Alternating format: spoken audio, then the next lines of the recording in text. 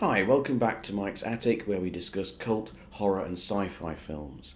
And tonight I want to discuss what I think is probably the greatest ghost story film of all time, The Innocents, as directed by Jack Clayton. Now, over Christmas, one of my friends bought me this, The Collected Ghost Stories of Henry James. I collect volumes of ghost stories, so I was very pleased to get my hands on this. And I started reading it, and I'd forgotten what a fuss budget writer Henry James is, how finicky and pedantic his prose is, all subordinate clauses. One of his sentences takes about 5 lines, and it's in and out, and it's very particular, trying to get you to notice a particular detail. What a fuss budget man he is.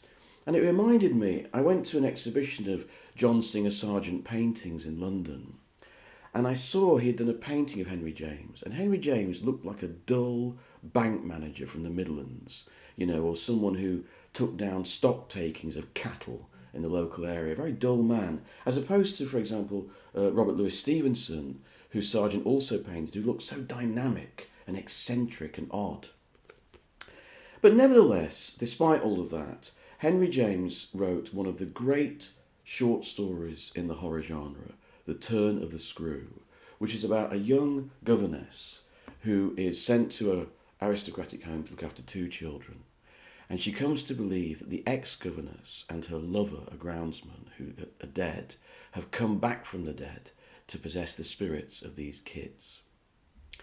Now, what's interesting here is the personnel involved. Jack Clayton he's a very underrated director, Jack Clayton, one of the most interesting directors to be produced by Britain, but he's kind of forgotten. He made Room at the Top with Laurence Harvey and Simone Signoret, which is often regarded as the first kitchen sink movie, the first angry young man movie. So it's a very important film in British cinema. And then after that, he went the other way, and he made a film about the middle classes called The Pumpkin Eater with Anne Bancroft and Peter Finch, which is a very ignored film these days. I actually think it's beautiful and a really interesting film. And then he made this, an adaptation of a play based on Turn of the Screw by a writer called William Archibald. And this is what's interesting. Clayton and Archibald kind of disagreed, because Archibald believed that in the story The Turn of the Screw, the haunting, the possession of these children is real. Now, Clayton disagreed. He thought the book was psychological, and that really this was in the mind of the governess. So he hired Truman Capote, the writer of Breakfast at Tiffany's and In Cold Blood, a major figure in American letters, to rewrite the script. So what you've got here is a very literary film. It's not like your average horror film. It's adapted from Henry James, and it's adapted by Truman Capote. And that means that the film is not just a straightforward ghost story. In fact, it's not really about ghosts at all. It's about power. Specifically, the way someone gains power over someone else, but also the way that person allows that power over them. And in this world, directed by Jack Clayton and written by Truman Capote, that power is often sexual or erotic. So the film starts, you hear a child singing, and then you see a woman's hands clasped in prayer, and the slight sound of crying underneath birdsong. And this is Deborah Kerr, and she's praying to save the children. So immediately, the film sets a key of hysteria. This is not just a governess going to do a job. She's someone who, in her spiritual and emotional self, is desperate to achieve something, to save something. So this is a film set at a heightened psychological sense right from the very beginning. Then we go to the framing episode of the story, where we have an interview between this aristocrat and a governess who's coming for a job. And he doesn't want to have to deal with these kids. They're his brother's children, I think. He's sort of inherited them as wards, and he wants someone else to look after them. So he wants to hire some woman to look after them. And this whole sequence, you watch, it's all set in a study in London. Brilliant Michael Redgrave is the aristocrat. He only has a cameo scene, but you remember him throughout the whole film. And Deborah Kerr is the governess.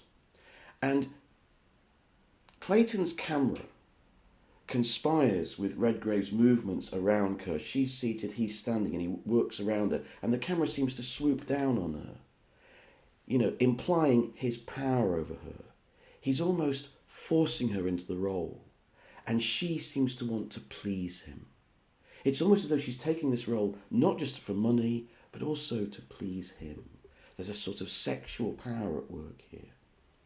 What's also interesting here is the casting of Deborah Kerr.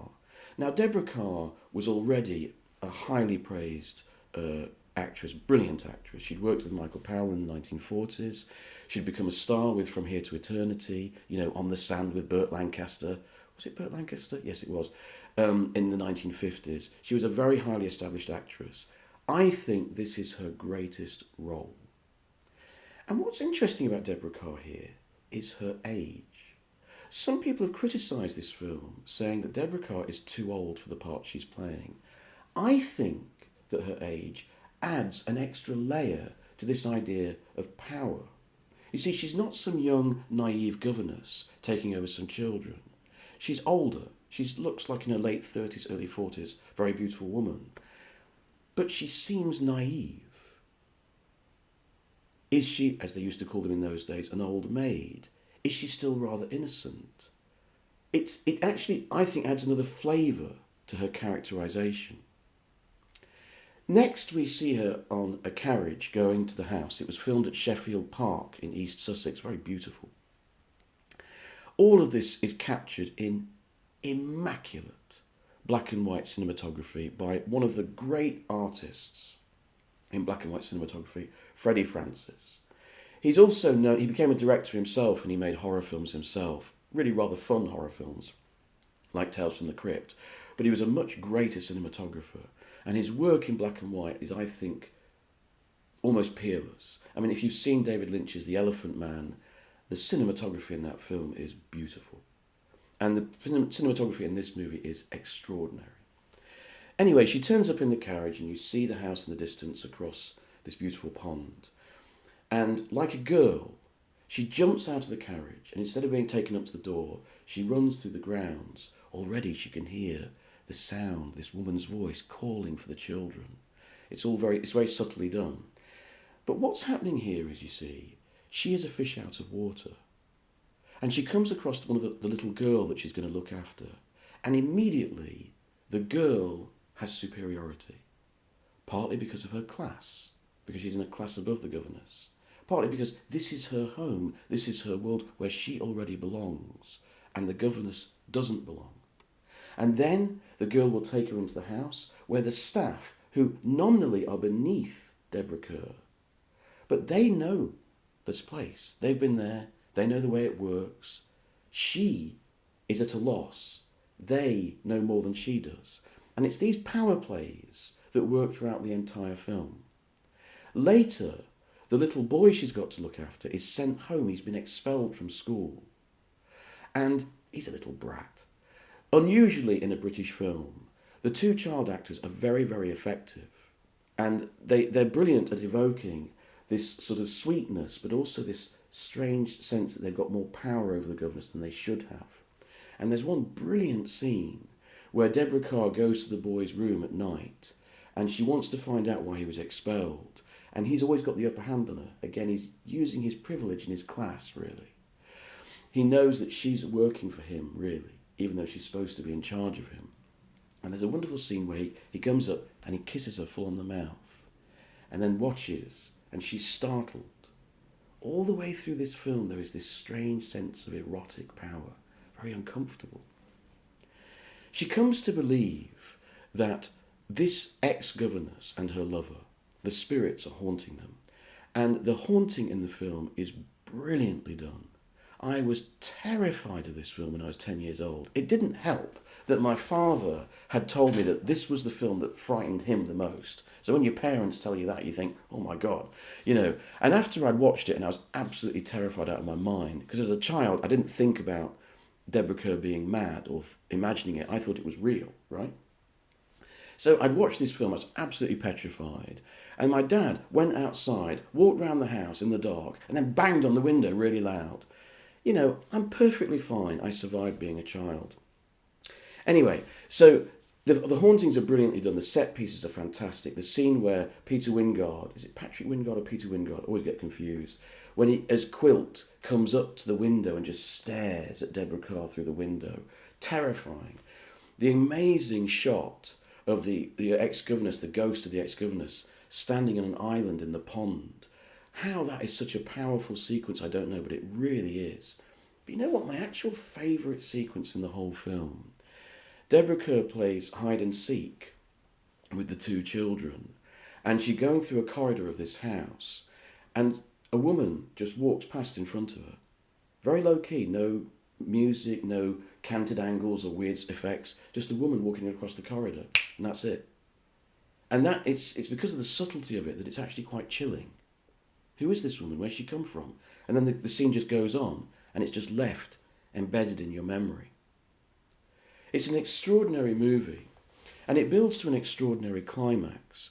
A climax that is hysterical, frightening, and also, again, uncomfortably erotic, where there is a sort of powerful scene where the boy is kicking off and she is trying to control him, and she sort of shakes him to stop him.